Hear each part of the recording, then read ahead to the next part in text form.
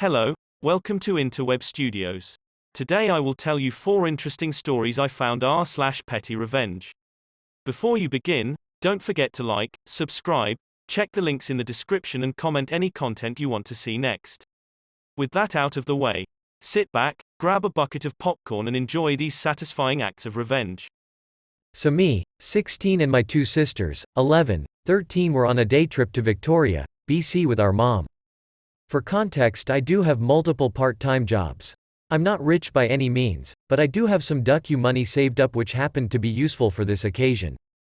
We stumbled across a macaroon shop, and as you probably know, macaroons are expensive as shit. I wanted only one cuz I was already pretty full at the time, and so I asked one of my sisters if they could spend $2 on a single macaroon for me, as they were already buying like 4 of them for themselves. She refused, which was whatever for me, because it is their own money after all. However, what ticked me off is when she said in a snooty voice, "Oh, you're too poor to buy your own macarons? I feel bad for you. Okay, bitch, game on." No.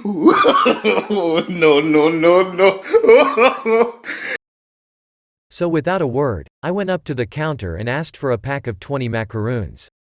I went across the entire store picking out almost every single flavor they had available, and said confidently, "I'll have all of that on debit, please." They were left speechless at first, but once they realized I was actually getting 20 macaroons for myself, they started whining to my mom and asking to have some, but she didn't care as it was my own money.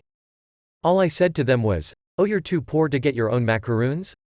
And I walked off eating my 20 macaroons while they were stuck with their measly 4. Was it petty? Yes. Did I just waste like $40 for essentially no reason? Yes. Was it satisfying as duck to watch them squirm? Duck, yes. Candy hamburgers are serious business. A delicacy. I read a story about someone with a gift card problem and it reminded me of this story. This took place in 1993 or 1994. My dad expressed interest in working out, so for Christmas my mom got him a gym membership. After the holidays, my dad drove to the gym to get started. Well, it turned out they were shutting down and liquidating all their equipment. They sold my mom the gift certificate in December and must have known they were closing, yet still took her money. My father demanded a refund, but when the owner refused and was adamant about it, Dad asked if the weights were for sale. The owner said yes, and my dad bought £5 or £10 weight and on the way out tossed it through the front window. Once outside, he picked up the weight and threw it back through the window and told the guy he knew there was no refunds, but he could have the dumbbell back. This is the only time I ever heard of my dad being angry or doing such a thing. He must have really been fuming. Thankfully, this was 30 years ago. Had this happened today, there would almost certainly been cameras and he probably would have been arrested. Peter, I don't think that's a category. Oh, okay. Best documentary. Well, you made it halfway through the video. Congratulations. You must be enjoying the content, so don't forget to like, subscribe, check out the links in the description, and comment on topics you want to see next.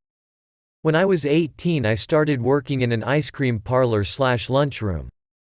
I worked there every high season, the summers and springs. My second season there I got promoted to shift supervisor, more responsibilities, same pay. Every time they needed someone to pick up a shift or start earlier, that person would be me. Cut to my third season. I was starting to take less shit from everyone and generally standing up for myself more. I got a complaint filed against me from a customer because I refused to serve her once we were closed one evening.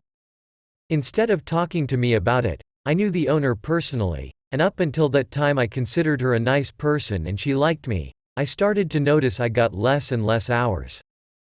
When I asked the general manager about it, she swore up and down that it had nothing to do with the complaint, and the business just had been slow. This all kept happening, until I got notice that they had overscheduled a shift, and that I didn't have to work that day. When I dropped by, imagine my surprise that there was someone working who wasn't scheduled because it was busy. I asked the owner to have a conversation with me, and these are some highlights. 1. We don't owe you any answers. 2. You do know there are cameras, right? Someone stole €40 a week before. And 3. Did something happen at home because you're acting different this year? After this conversation I quit right there. Cue petty revenge.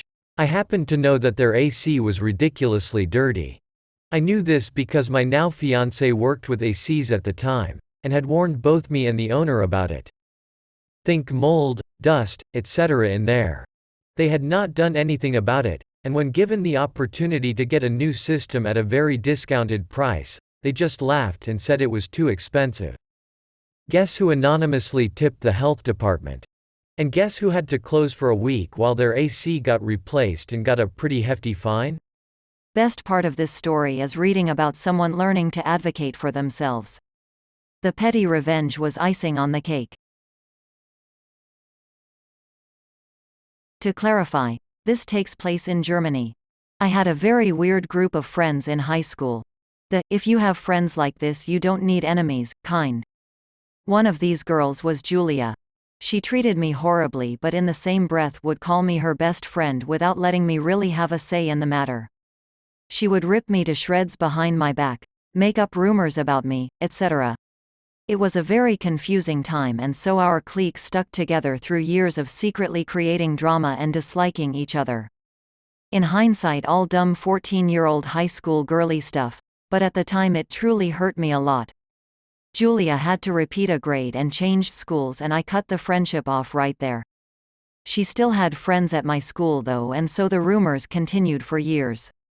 Even up to my mid-20s I would hear from people, "Oh, weren't you the girl who slept with XYZ?" Even though I was the most boring, introverted high schooler ever. I learned to shrug it off, but knowing so many people had an awful misconception of me because of Julia was disheartening and anxiety-inducing. There was a good chance people my age had heard of me, even if they had never met me.